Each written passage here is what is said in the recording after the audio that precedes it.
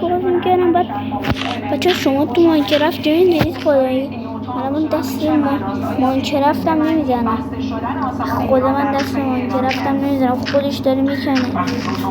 حالا جون دیدین تو ماینکرافت؟ اصلا بچه من دستم به ماینکرافت نمیخوره. به خدا نمیخوره آقا. خدا ببینید خودش داره همینطور میکنه. نمیدونم باگه جن اومده تو ماینکرافت.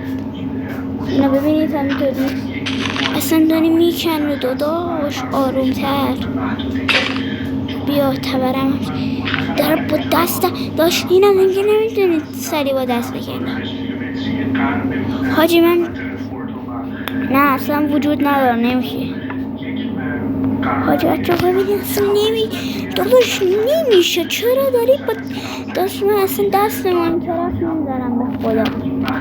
الان من یکم دست بزنم. الان توش کردم. الان نگاه کنید بچه ها. اصلا من روم هم میکنم. ببینید خودتون نگاه کنید. بیا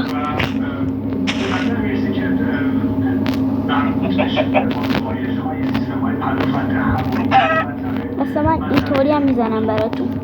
اینطوری هم میزنم. اون دایره رو که میبینید اینطوری هم براتون میزنم. اینطوری هم براتون میزنم که باور کنید. نه خودم نمیزنم.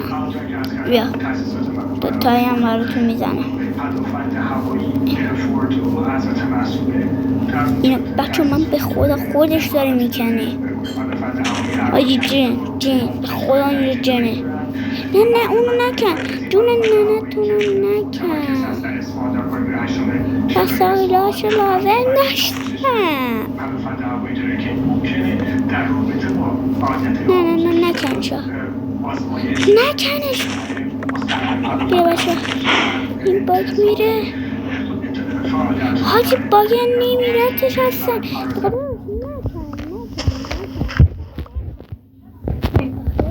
من چند تا بچه این باگ اگه دیدید ساعت دوش دست خوب ویدیو بعد بچه ها. خدا نگهدار. این ویدیو هم لایک کنید تا جنون یا خواب.